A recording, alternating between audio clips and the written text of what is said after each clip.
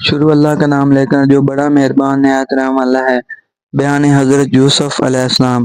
اکثر مورخ کہتے ہیں کہ حضرت یوسف اس قید میں تقریباً 7 برس رہے۔ مروی ہے کہ جبرائیل نے کئی دفعہ قید خانے میں آ کر دیکھا حضرت یوسف کو عبادت کرتے اور دعا مانگتے، تب ان سے کہا کہ حضرت یوسف تم نے کیوں نہیں نجات مانگی تھی اللہ تعالیٰ سے اس سے پہلے، اور تم نے مخلوق سے اپنی نجات چاہی کہ میرا ذکر کرنا اپنے بادشاہ سے، اور یہ اوپر گزر چکا ہے، اب اس کے بدلے 7 برس تک قید خانے میں رہو گے۔ حضرت یوسف نے فرمایا کہ میرا خدا جس میں راضی ہے اسی پر میں بھی شاکر ہوں، اور بولے اے حضرت آپ تو سب مخلوق سے برتر ہیں، اور آپ کیوں کر اس قید خانے کثیف میں تشریف لائے؟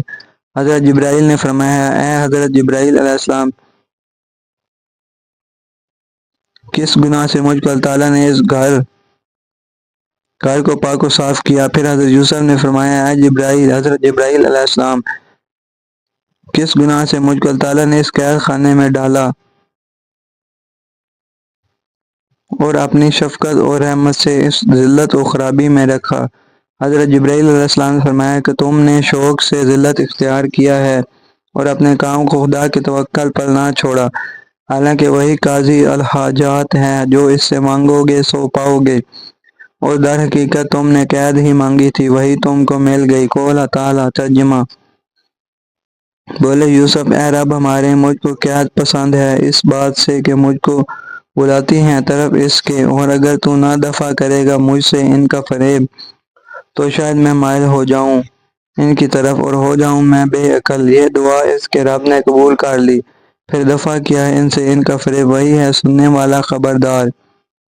پس ظاہر ہوتا ہے کہ اپنے مانگنے سے قید میں پڑے، لیکن اللہ تعالیٰ نے ان کا جو فریب جو وہ حضرت یوسف علیہ السلام پر چلانا چاہتی تھی چال نہ سکا، اور حضرت یوسف کی دعا کو رب العزت نے قبول فرمایا اور ان کا فریب حضرت یوسف سے واضح کر دیا، اور قید ہونا ان کی قسمت میں تھا وہی ہوا۔ یہاں سے یہ بات واضح ہوتی ہے کہ آدمی کو گھبرا کر اپنے حق میں برائی نہ مانگنی چاہیے، بلکہ اس کو لازم ہے کہ ہر وقت بھلائی طلب کرتا رہے۔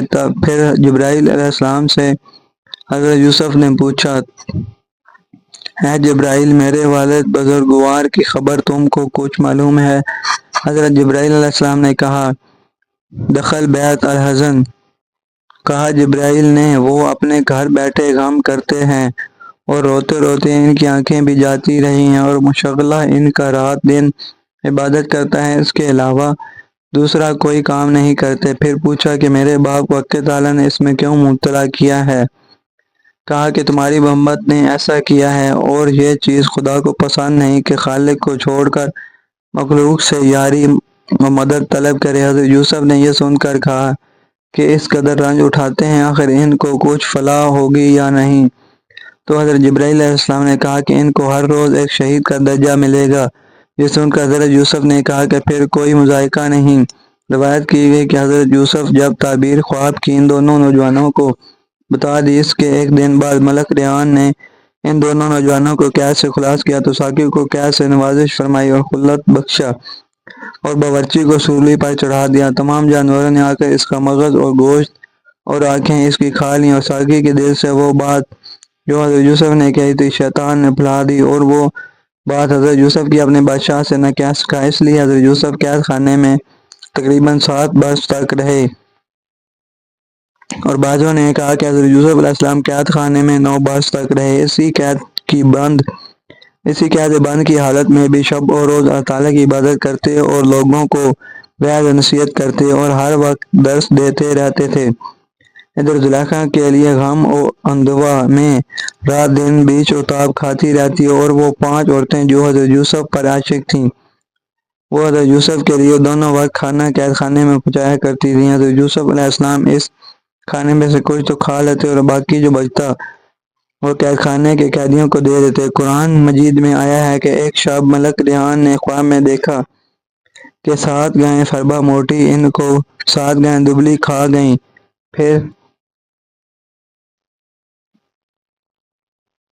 پھر اس کے ساتھ ہی 7 بالیاں گلے کی ہری تازہ دیکھیں کہ ان کو 7 بالیاں سوکھی آ کر کھائیں گی۔ صبح کو بادشاہ بہت ہی متحیر ہوا اور اپنے ملک کے تمام نجومیوں کو طلب کیا جب تمام نجومی بادشاہ کے دربار میں حاضر ہو گئے تو بادشاہ نے بہت زیادہ متحیر کر اپنے خواب کا پورا ماجرا ان نجومیوں کے سامنے پیش کر دیا، اور تمام نجومی اس خواب کی تعبیر بتانے سے حیران ہو گئے۔ آخرکار کہنے لگے کہ بادشاہ سلامت، یہ تو بڑے اچنبھے کا خواب ہے اور ہم لوگ اس خواب کی تعبیر بتا نہیں سکتے۔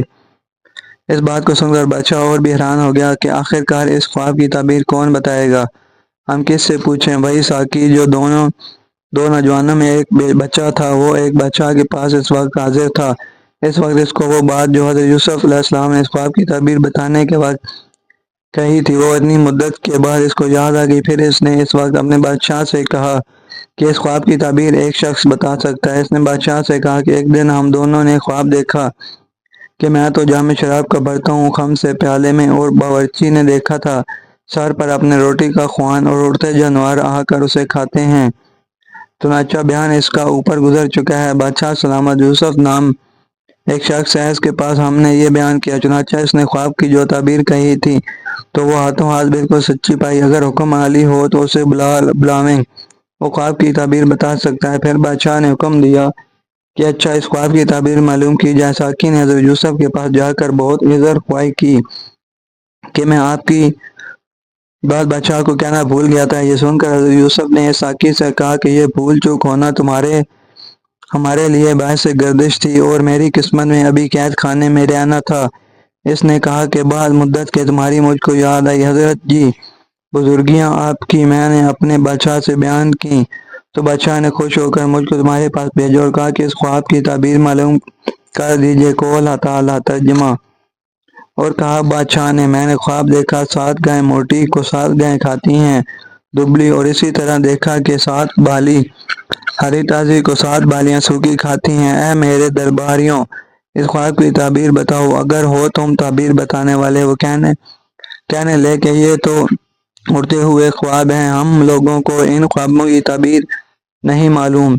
پھر یہ سن کر حضرت یوسف نے اس آنے والے ساقی سے کہا کہ میں تم کو اس خواب کی تعبیر بتا دوں گا، وہ تم اپنے بادشاہ سے جا کر کہہ دینا۔ اور اس خواب کی تعبیر یہ ہے کہ اس ملک میں 7 برس تک ارزانی رہے گی اور کھیتی خوب ہوگی، پھر اس کے بعد بڑا زبردست قحط ہوگا اور زراعت بہت ہی کم ہوگی، اور لوگ شدید تکالیف میں مبتلا ہوں گے اور دکھ اذیت اٹھائیں گے۔ سارے لوگ جو بادشاہ کے دربار میں حاضر تھے یہ سن کر حیرت میں آ گئے۔ پس ملک ریان نے کہا کہ پھر اس کی کیا تدبیر کرنی چاہیے؟ اے ساقی، تم بتاؤ۔ بلکہ میری رائے تو یہ ہے کہ اس شخص کے پاس پھر جاؤ، اس سے پھر اچھی طرح سے پوچھو۔ بادشاہ کے کہنے سے ساقی پھر حضرت یوسف کے پاس گیا اور جا کر پوچھا۔ قول تعالیٰ، ترجمہ۔ ساقی نے جا کر کہا کہ اے یوسف، سچی بات مجھ کو بتا دو، اس خواب کی 7 گائیں موٹی کو 7 گائیں دبلی کھاتی ہیں، اور 7 بالی ہری تازی کو 7 بالی سوکھی کھاتی ہیں۔ یہ بات سن کر ساقی نے کہا کہ اگر تم چاہو تو ہم تم کو لوگوں کے پاس لے چلیں تاکہ تمہاری ان کو قدر معلوم۔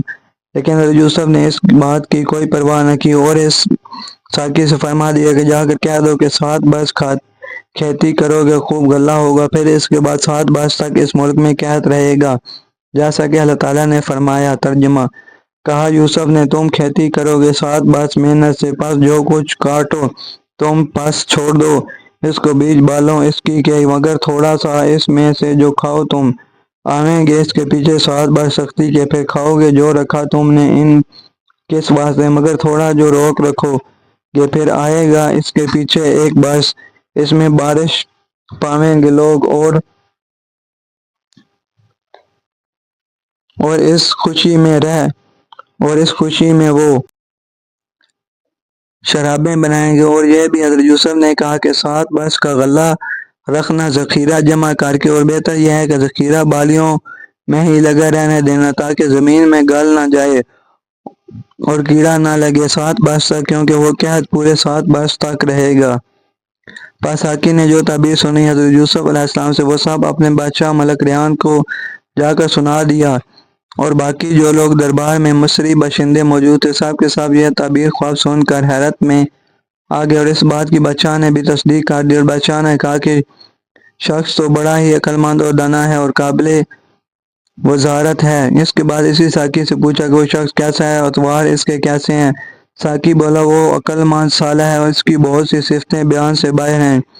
عزیز مصر نے اس کو مالک ابن زغر سوداگر سے مول لے کر بطور غلام کے اپنے گھر رکھا ہے۔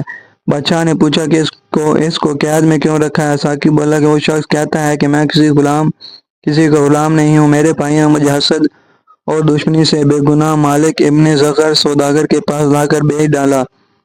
یہ حال ساقی نے جب بادشاہ سے بیان کیا تو بادشاہ نے یہ حال سن کر بہت افسوس کیا اور قید خانے کے امین اور داروغہ کو بلا کر پوچھا کہ یوسف جو تمہارے قید خانے میں وہ کیسا آدمی ہے اور عادت و خصلت اس کی کیسی ہے؟ کیا تم لوگ اس کی عادت وغیرہ سے واقفیت رکھتے ہو تو صاف صاف بتاؤ۔ تب انہوں نے کہا کہ وہ ایسا نوجوان آدمی ہے کہ اس جیسا خوبصورت آج تک پیدا نہیں ہوا، بلکہ ہمارے باپ دادا نے بھی کبھی دیکھا بھی نہیں۔